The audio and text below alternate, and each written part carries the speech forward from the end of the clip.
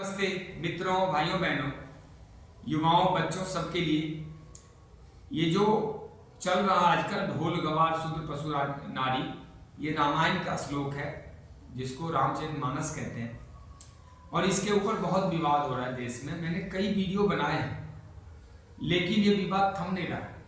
कुछ अज्ञानी, अहंकारी या षड्यंत्रकारी लोग ऐसे ऐसे चीजों को विषय बना के सनातन धर्म का अपमान करते हैं, भगवान श्री राम का अपमान करते हैं और धर्म ग्रंथ का अपमान करते हैं। जो धर्म ग्रंथ रीढ़ है सनातन की, इतना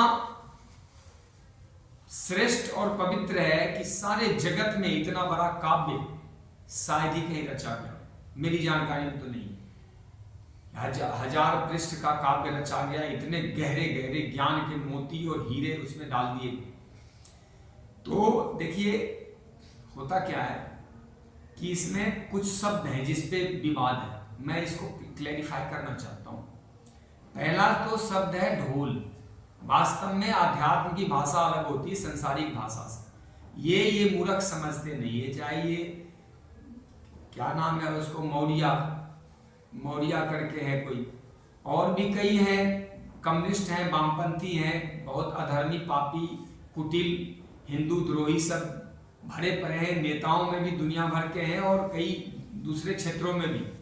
मैं उनको कहना चाहता हूं कि सारे रामायण में बस एक ही दो जगह अपमान किया, 50 जगह करना था। अगर वास्तव में अपमान करना चाहिए, करने की इच्छा थी तो 100 जगह कर देने थे, 500 जगह कर देने थे, क्या जाता। लेकिन उसको एक ही जगह मिला, वो अपमान नहीं है। समुद्र भगवान राम से कहता है कि हे प्रभु, मेरे सब अवगुण क्षमा कर दो, हम जड़ जीव हैं। जड़ का मतलब, चेतन का मतलब समझते हो? जड़ जीव मतलब होता है जो प्रकृति से ही चेतना का अभाव है, जिसमें चेतना मतलब जो राम तत्व है, जो प्रकृति से परे है। चेतना मतलब वह विवेक से भी बड़ा आइटम, विवेक से भी बड़ी चीज है।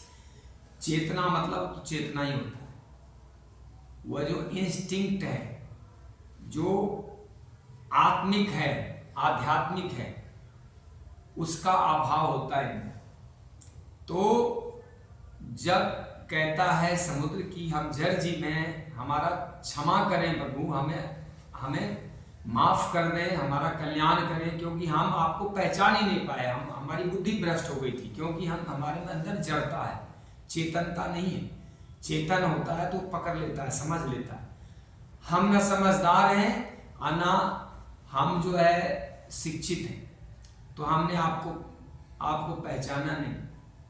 और इस प्रकार फिर उसने एक उपमा दिया है, ढोल गवार शूद्र पशु नारी सकल तारमा के अधिकारी। अब इसमें तारमा शब्द पे विवाद है ज्यादातर।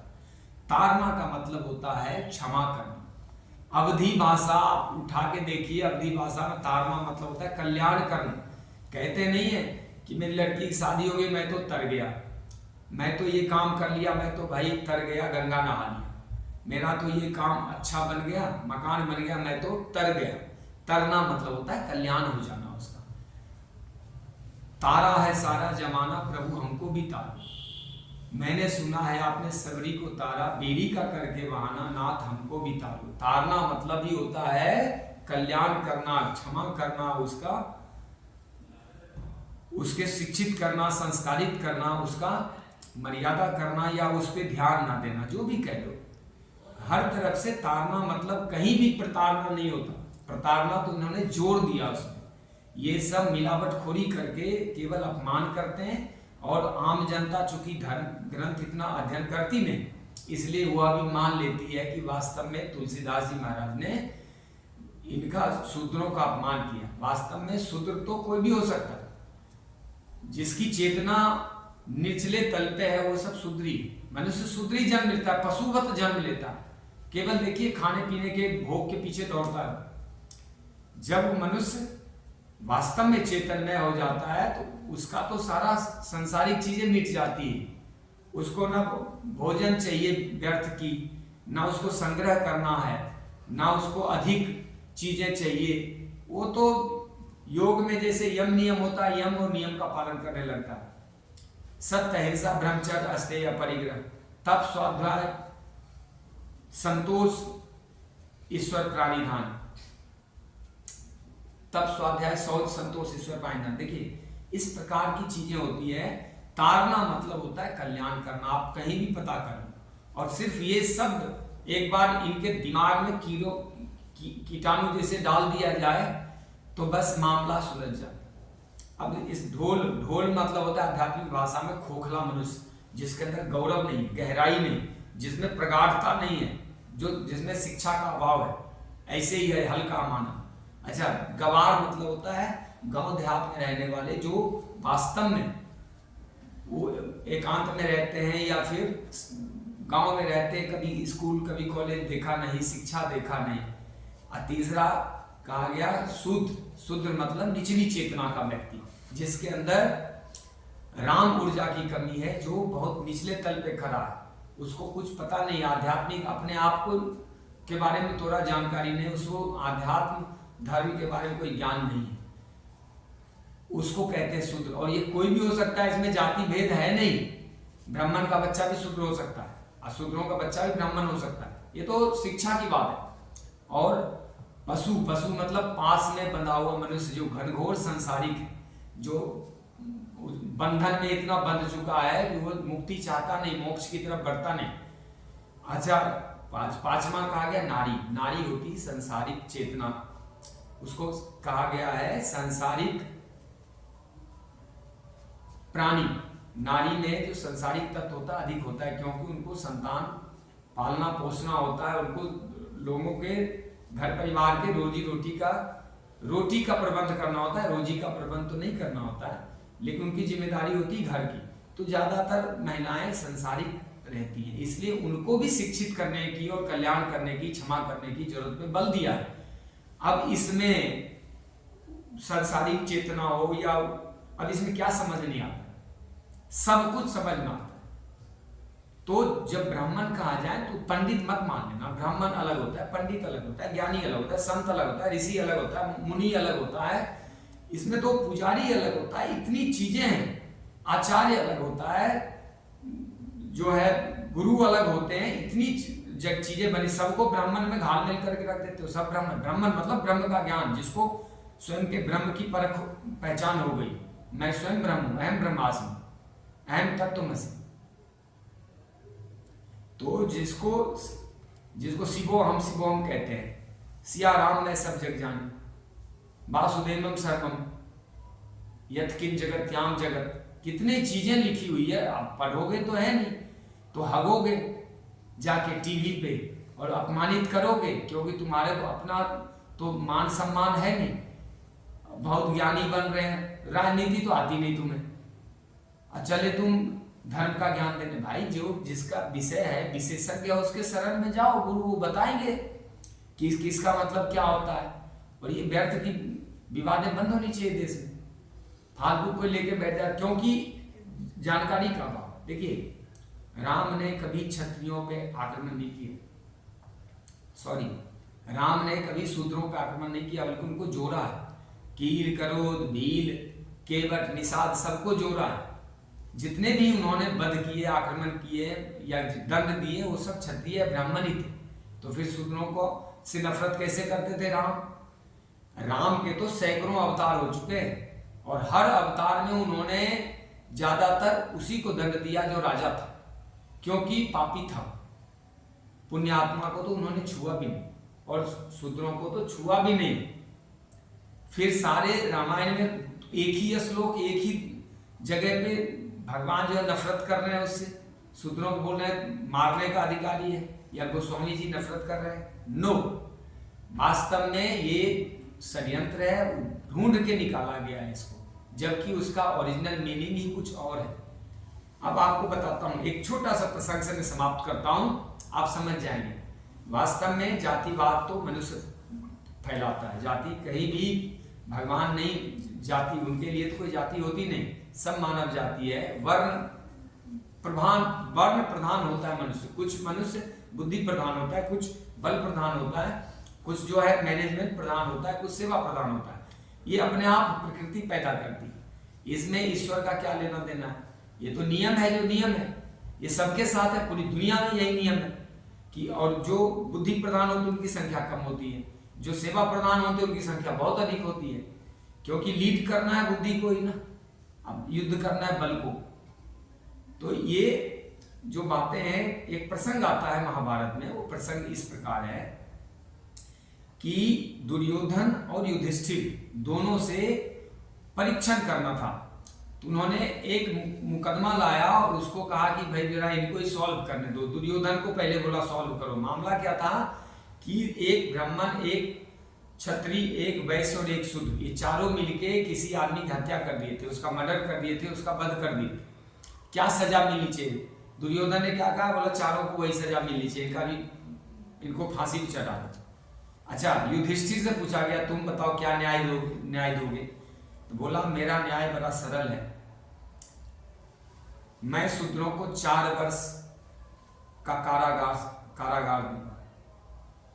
अच्छा, जो क्षत्रिय है उसको 8 वर्ष का कारागार, और जो वैश्य है उसको 8 वर्ष, जो क्षत्रिय है उसको 16 वर्ष। अच्छा, ब्राह्मणों को बोला ब्राह्मण को तो कुल गुरु कृपाचार्य ही जाने क्या सजा देंगे। इसका मतलब क्या हुआ? जो शूद्र है वो अबोध है, उसमें बोध की भारी कमी, ज्ञान की भारी कमी है, वो तो सेवक है, पीछे पीछे चलने वाला। वैश्य है थोड़ा समझदार, इसलिए उसको 4 वर्ष तो वैश्य को 8 वर्ष।